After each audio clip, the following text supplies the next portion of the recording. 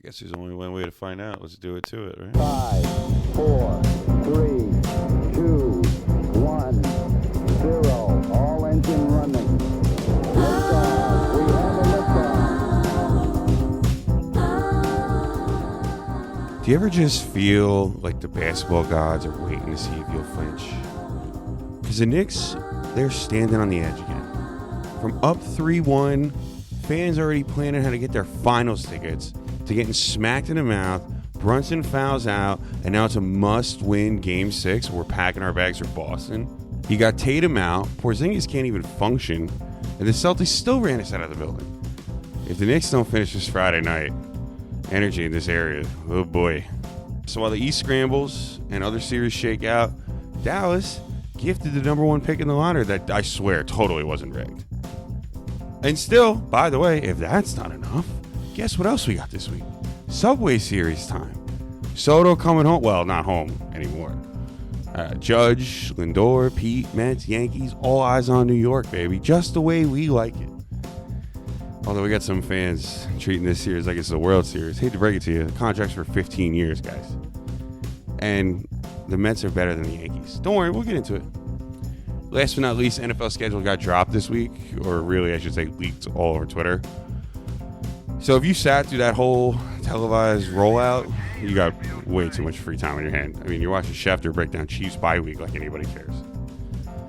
Look, we got playoff pressure, crosstown drama, maybe the last window for a Knicks team here. I don't know. We'll see. We're going to get into it all. This is Rice on the Mics, episode 13. Here we go. Tranquility Base here. The Eagle has landed. All right. Let's just call it what it is. The Knicks blew that Game 5 in the worst way possible. And now everything that they clawed and scrapped for in Boston, everything they earned,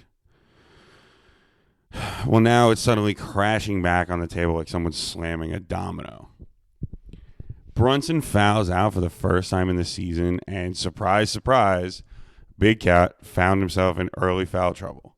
God, what else is new? All the dick grabbing aside, Celtics don't let it faze them at all. And they shoot the lights out of the damn gym, man. Sloppy defense by the Knicks. Celtics hit 22 threes. Yes, 22. They ended up tying the franchise playoff record and giving us all a flashback to literally the first game of the season when the Knicks had to watch the Celtics unveil their championship banner. They did everything in their power in that game to break the regular single season record. I mean, Luke Cornett, the former Knick, had himself a day. Guy only has 10 points, but he had 9 rebounds and 7 blocks. Yes, 1, 2, 3, 4, 5, 6, 7 blocks. A 7-footer off the bench looking like Dikembe Mutombo. I mean, it wasn't like even the Celtics had Tatum out there. And look, you never wish injury on a player, even if it is on a hated rival, because that's a really fast way to find yourself some karma. But, I didn't hear anyone shedding any tears last year for us with no Randall and Embiid being the dirty player is and pulling Mitch out, and then eventually Brunson breaking his hand during the Pacer series. But you think anybody stopped the Celtics? No. See what I did there? They rallied around the big injury to Tatum. They looked hungry. They looked faster. They literally said, okay, hold my beer, watch this. And that is the problem. Because now Friday night isn't just like another, it's just, there is no thing as such another playoff game, but this isn't just like another playoff game.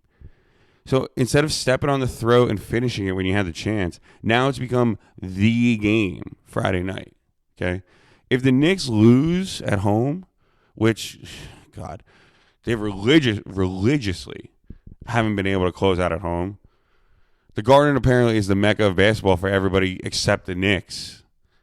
We're headed back to Boston for Game 7, and a situation where they never lose in TD Garden like that. No one can have a mid-performance on Friday. It needs to be an all hands on deck, hold the rope, understand what you're here to do, look your teammates in the eye game. Because I'm sorry, if you don't play like that, you don't survive a Game 7 in the TD Garden. You just don't. I'm sorry. God, this city's been trying to find a way to spend their 2 months' rent on finals tickets at the Garden for the last week. And that's assuming they were just going to roll over the Pacers. And that's a story for when we get there. But they better wake up and handle business. Because that dream, I'm sorry to say, if it dies on Friday if they lose, okay? And then we have to live with losing a 3-1 series to the Celtics of all things. I'd almost rather get swept by the Pacers than blown a 3-1 series to Boston. God. Speaking of the Pacers, too, they are lurking and waiting for a chance to finish their story and prove all of the doubters wrong. They just dismantled the top-seeded Cavs. Injuries aside, Donovan Mitchell still had 2 monster games, and it was all for naught. Pacers blew them out in Game 4 and then rallied back in Game 5. They won all 3 games in Cleveland. That's wild. And I guarantee you no one had that on the fucking bingo board. Hallie is doing everything right. Siakam is showing exactly why they traded for him. And yet again, former Knick, Obi Toppin, looks like fucking 2008 Amari out there. Oh, God. And you know what? You know what they're waiting for? If they can pull it off, the Pacers are waiting for a tired but resilient Knicks team. Don't think there's no hatred there. You know, they're shelved away as little brother to the Celtics for the Knicks. But I'll tell you what, the Pacers cannot stand the Knicks. So let me say this loud for the people in the back. If the Knicks win Friday, they really do have a real path to the finals. But if they choke and Boston somehow steals this series without Tatum, that loss might stick with this core for years. And some serious work needs to be done by Leon Rose in the offseason if that's the case. Now let's flip it to the West. And let me tell you something. Minnesota, they're not a cute, maybe they will, maybe they won't team anymore. They are legit. In the Western Conference Finals last year and then right back at it this year with a retooled roster. Anthony Edwards, a.k.a. Ant-Man.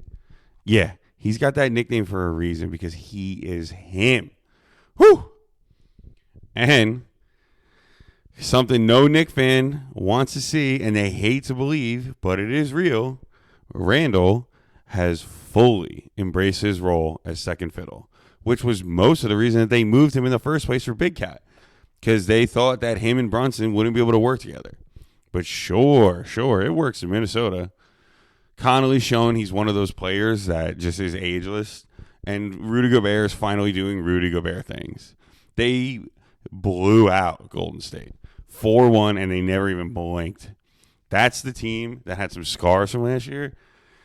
And, man, they healed up, and they brought some weapons with them, courtesy of the Knicks. Oh, and the team they just eliminated, boy, oh, boy, do they have some serious decisions to make. The Warriors, man, they're in a little bit of trouble. Steph is aging, and the Draymond act is getting old. You can just tell. And the Jimmy Butler experiment, it worked, kind of. I mean, as soon as he came, they had a massive jump. But did you see enough to give him what he wants? He's sitting there asking for a max contract extension. And you got to decide between giving the player who turned your franchise from a nothing bottom garbage to a perennial contender. Do you want to give Steph another shot at a title? And the way you do that is by signing Butler. Or do you do what's best for the franchise and you keep Curry? Because Curry's not going anywhere. It's never going to be like a Joe Namath situation where he's playing for, I don't know, Sacramento at the end of his career. Like, he will be a Golden State Warrior forever. But knowing that there needs to be life after him, and you need to set yourself up accordingly. So by giving Butler that contract, I don't know if you do that for yourself. I'm just saying the 2-year title window that they're like referencing kind of might already be closed, and it kind of might not be worth it. Like, Curry is the best shooter of all time, and for all intents and purposes, and lack of a better word, he's a god, okay? But you know what? Gods get old too. Injuries start adding up, man. The body doesn't care that you got 4 rings and you're looking for a 5th. Father Time waits for no man in the sports world. Shit, ask Brady. Ask Breeze. Ask T-Mac. Shit, ask your knees after you turn 30. I mean, is the juice worse the squeeze when it comes to Butler? Personally, I say no. It's going to be really interesting to see what they do. And then on top of it, just to put a cherry on this NBA ice cream sundae, as if this league needed another fucking twist, the Dallas Mavericks, just 3 months after trading Luka to the Lakers just to help extend LeBron's career, with only a 1.8% chance to win the lottery, guess who wins the lottery? Ha! Right away. There were a bunch of talking heads talking about how you immediately trade this pick for Giannis, and the Mavs came out right. But the Mavs came right out and said they fully intend to draft Cooper Flag, who, if you've been paying any attention at all, he's the most hyped college kid since Zion and AD, who, by the way, also happens to be on said team that he's going to get drafted to. Oh, and also with former Dookie Kyrie. Now, once he comes back from his ACL, but, oh, and also, just to tie it back to the Warriors, Klay Thompson is floating around over there. So you're telling me you're going to have Kyrie eventually, Anthony Davis, phenom rookie Cooper Flag, and spot shooter Klay Thompson. Look, do I believe in conspiracies? Yes and no. Depends. Not really. Do I believe in some frozen envelopes and maybe some backroom deals and maybe the NBA needing stars in big markets? 1,000%. This is literally just a Patrick Ewing rerun. It's just better production. Look, Luka to LeBron, Cooper to Kyrie and AD, and Adam Silver is in the background with a big old smirk on his face. The NBA might not be rigged, but sometimes it really does feel pretty well written.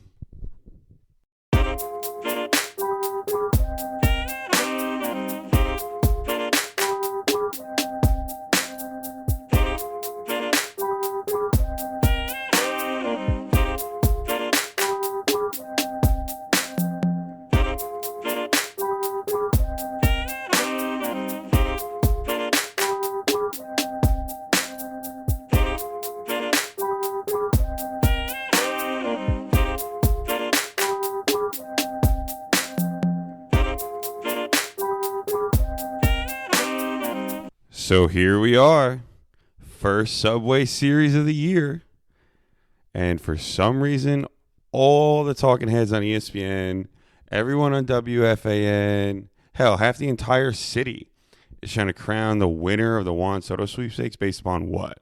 A weekend in May? Let's slow down, guys. Juan Soto signed a 15-year contract with my Metsies, okay? Not a 3-game media trial at Yankee Stadium. But let's not get it twisted. I mean, I'm of the belief that he's about to make a big old Marshawn Lynch hold my dick statement here. But regardless, we're here. So let's break it down. Because despite the noise, despite the overblown headlines, and despite the crowd that's about to throw everything short of garbage at Soto, the Mets are the better team right now. And this series is a big pressure test for both squads. So let's get into it. Even though the Yankees are home, and I probably should start with them, I'm going to start with why the Mets are built for this, okay? Currently tied for the best record in baseball, winning percentage and all, with, you guessed it, the Tigers. Yes, Detroit. The AL is weak rivals, right? Okay. That's pretty much them being carried by Scooble and the insane resurgence of Javi Baez. But the Mets are leading MLB in starting rotation ERA, keeping just about any team they face under 4 runs. They've had games where they've let up some big numbers, but they're losing those games 7-8 or 9-10. And otherwise, it's pretty much just the bullpen choking that away. They're winning series, which I will always trade 2 wins for 1 loss in a 162-game season. They have this energetic, never say die attitude, this fun Mets-like quality. And they're putting the ball in play and playing the game how it's supposed to be played. Not to mention, let's talk about how deep this lineup is. It's deeper than a lot of people think. Okay, besides the big 3, which is, Lindor, and he hits at Yankee Stadium like it's his second home. And Pete might lead the league in fucking violent contact. And Soto is the pressure dissolver. I'm so happy he's in my lineup. The more that they boo, God, the louder that barrel is going to sound. And again, that's just the top 3. Nimmo, while playing hurt, he hasn't really been a liability, and he's been hitting the ball where they're not, which is, what you're supposed to do. Brett Beatty finally came alive, which he finally saying, please don't send me down. I've called him a quadruple A player for years. Every time he goes down, he hits 400. Every time he comes up, he hits 180. Yeah, well, he's got 5 home runs in his last 7 games. So I think he's finally starting to get the message of this is your last chance, kid. Now mix in Vientos, mix in McNeil, mix in Acuna, mix in Torrens, a former Yankee, mix in Marte off the bench, mix in Francisco Alvarez. This is a full-bodied lineup.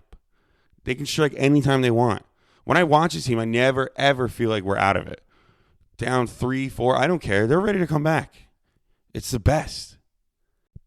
Now, as for the Yankees, again, listen, credit where credit is due. They just keep mashing the ball. Okay? And don't get it twisted. I am not selling them short. They are for sure not limping into this series. I know, card-carrying Yankee hater, but Judge is on a different planet, man.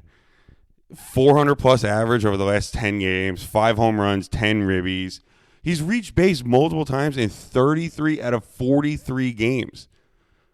You can't even if you wrote that stat down, you'd be like, no, this is an error or this is a typo. Like that's an insane number. Multiple times in 33 out of 43. And Goldie, he's been as advertised and more, which again, coming from Rizzo playing last year, almost anything is better, but it isn't just better. I mean, he's found his stroke like it's 2018. He's got timely hits, nice, good clutch at bats. He's hitting 346, which is 4th at best in the league. Every single Yankee fan in the offseason couldn't believe that they didn't sign Christian Walker. They were losing their mind. Christian Walker's currently hitting 203. So, yeah. Yankee fans, look, as much as they hate Cashman, which, by the way, is a narrative that I have not heard at all since the season started, they should be kissing the ring right now. Or I should have said kissing the rings. Okay. Oh, okay. Let's keep going down the lineup here. Let's not forget about Ben Rice. Shout out Rice on the mics. You guys last year had the rookie of the year in Hill, whatever. You might have it again in Ben Rice. Jason Dominguez, who? Which I'll also admit he's been a pretty nice addition to this lineup.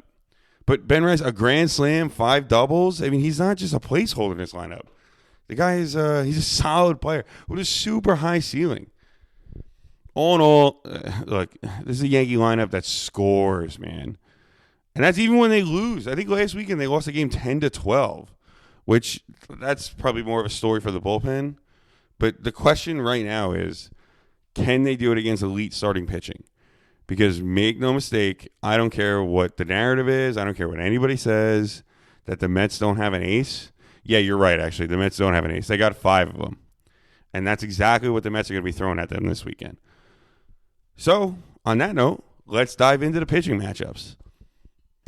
So, game 1, we're looking at, as every Met fan knows, the unkillable Tylor McGill versus Carlos Rodon.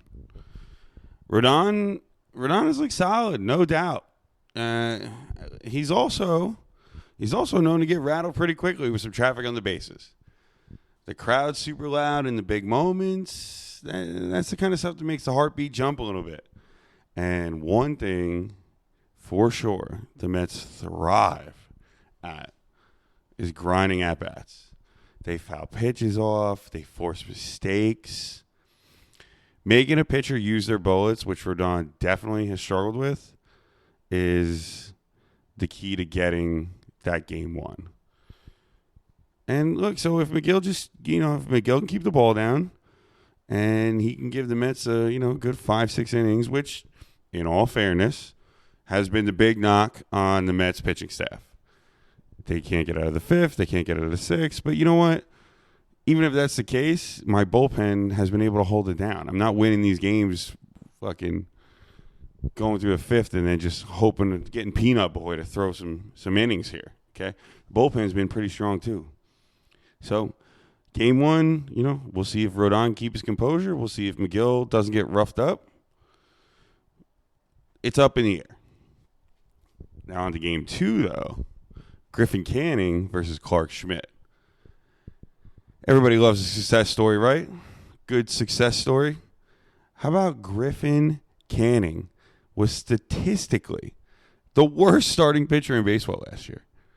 Let that sink in, okay?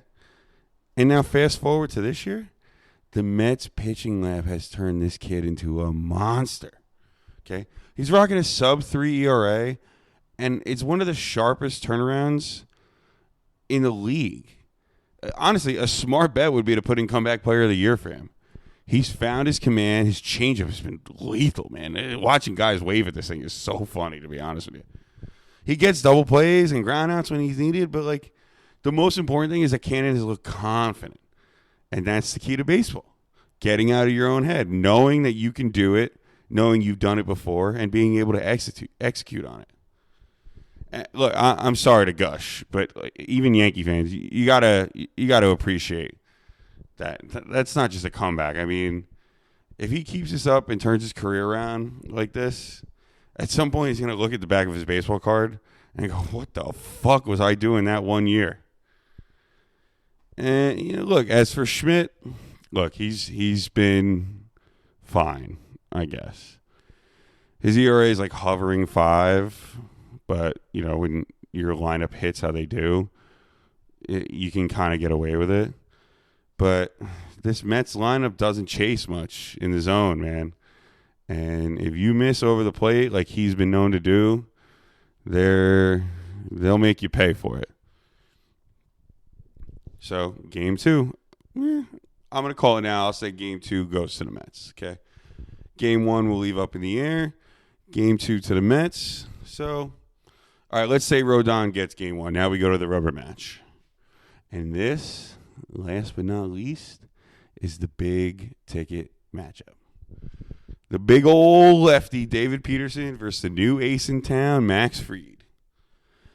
And Fried has been dominant in the AL. It's exactly what the Yankees needed after Cole went down. But let me just be a dick for 1 second, as opposed to when I'm a dick all the time. But, this Mets team knows him, okay? A lot of players on this roster have faced him a bunch in his Atlanta days. And sure, he's held his own. He pitched about a 2.96 ERA against the Mets. But I really believe the reason he's been so dominant in the AL for the Yankees is... And this isn't to take away from his stuff. He has great stuff. I would take Max Fried on my roster any day of the year. Okay. But this isn't Anaheim seeing him for the first time.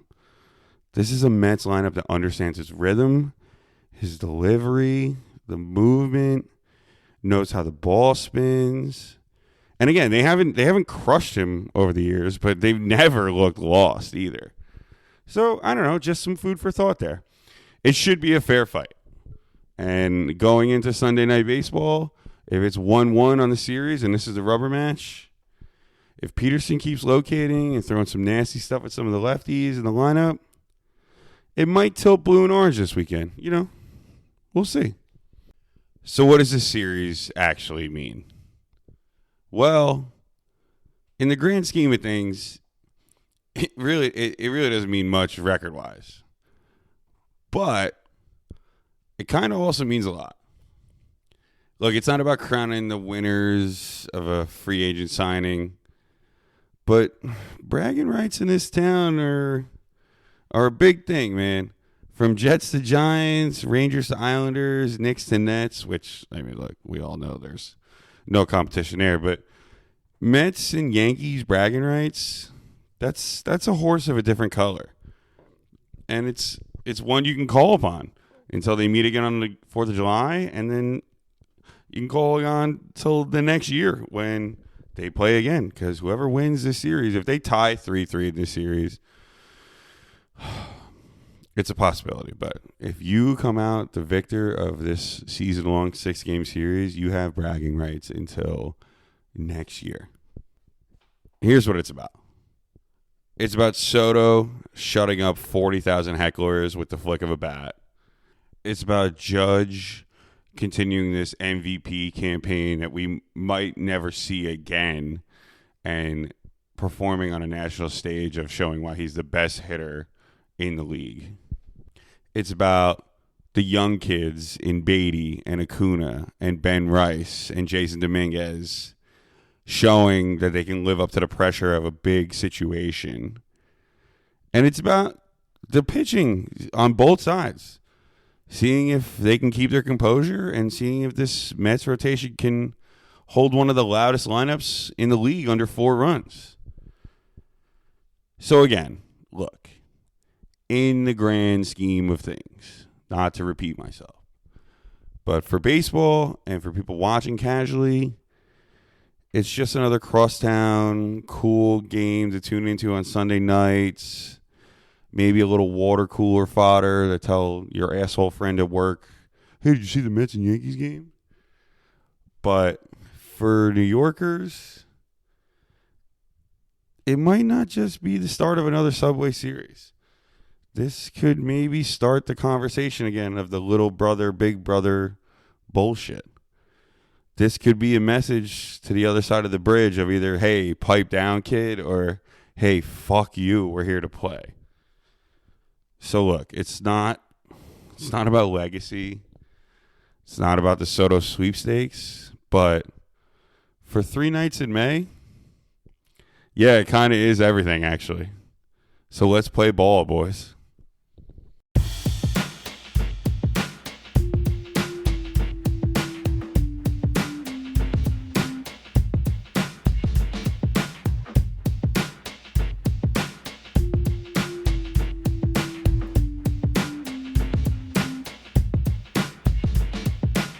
So let me start by saying this. I love football. Okay? Genuinely, passionately, sometimes obsession-filled, love it. I really do. Okay? But I have to ask, who, and I don't mean this mean, but I do mean this seriously, who actually sat down in front of their TV to watch the NFL schedule reveal like it was a season premiere of their favorite show. I understand productions and making a show out of things and driving ratings, but we had Adam Schefter doing dramatic readings of Lions versus Colts in week 14.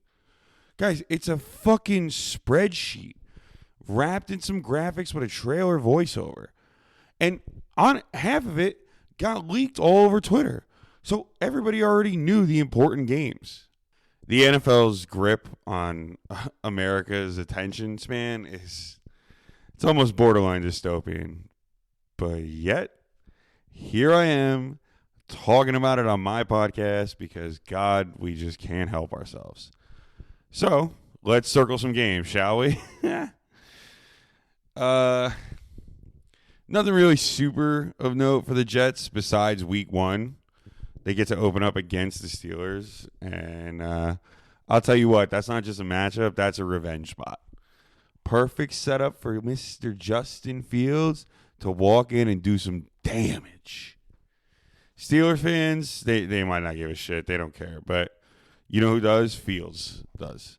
He's got a chip on his shoulder that you didn't believe in me, bullshit edge, that you benched me for Russell Wilson edge. And if he goes out there and torches him, whoo, man, that's a moment, man. That's the way you start off the season if you're the Jets. And again, Aaron Glenn now in charge. This team has an identity again. They got some fire. They got some grit. They got some kick-your-ass personality. It's not just a quarterback carousel with bad vibes anymore. It's the real deal. Run the football, smash mouth, beat you up football. So circle that. Week 1, statement chance. Otherwise, maybe week 4, Monday Night Football against Miami. Shit, by then, I mean, look, again, you don't wish injury. You don't wish injury on anybody, but maybe Zach Wilson is quarterbacking by then. Otherwise, Jets schedule is on paper, it looks easy enough, but we're not ready to do the win-loss game just yet. Let's make it to training camp, which is 3 months away first. So the G-men, though, oh man, I don't know who they pissed off in the league office, but their schedule is trouble, big trouble. Week 1 at Commanders, great, NFC Championship. Week 2 at Cowboys, great, they own you. Oh, and then, all right, so then come home, Monday Night Football against the Chiefs. Oof. And then week 4, Chargers come across country, but it's still Harbaugh. And then week 5, you're at the Saints at the Superdome. That might be your best chance for a win considering Derek Carr retired. And, so maybe you're looking at 1-5. But, okay, maybe even if you get a game in there somewhere, 2-3, 2-4, whatever it is. That's just the appetizer, okay? You still got 2 more games with the Eagles. You got another round with Washington and Dallas. And then you got to go to Denver. You got to go to Minnesota. And you got to go to Green Bay. Jesus Christ, man. That's not a schedule. That's a lawsuit. God. And on top of it, listen, the defense might got better. We'll see how it goes. But, if you don't score, that defense, they're one to quit early. This is a team still trying to figure out the quarterback. I mean, DJ's gone. Signed Russell Wilson and Jameis Winston. Those are 2 basically walking TED Talks for motivational speeches that don't land.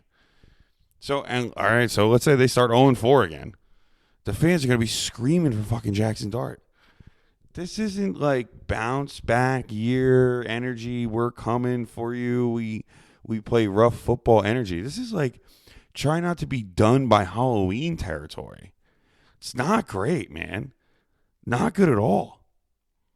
And lastly, look, again, I love the game, but I got to go on a little rant here, okay? If the NFL schedule wasn't enough of a beast already, they're getting so greedy with holidays too. 3 games on Thanksgiving, okay, fine. That's tradition. We're conditioned to that. That's cool. Fine, man. I enjoy that. Gives me some time away from the family. I can hang out with my Uncle Eddie downstairs. It's all good. But now 3 games on Christmas too.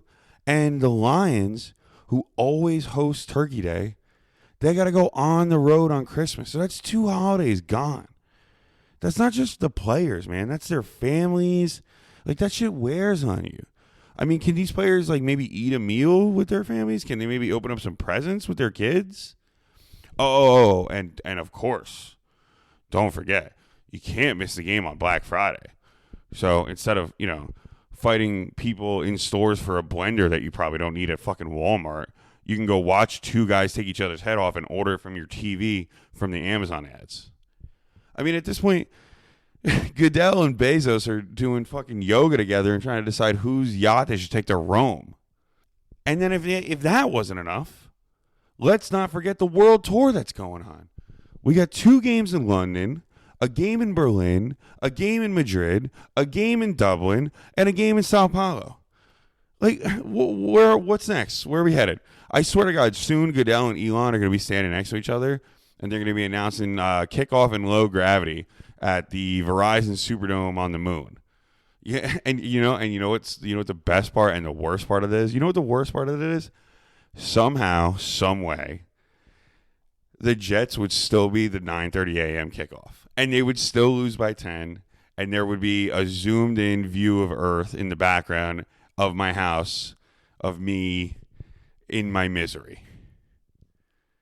And you know what's sick? Even if all that's the truth, even if all that's being said, I'll still be yelling Jets, Jets, Jets, Jets.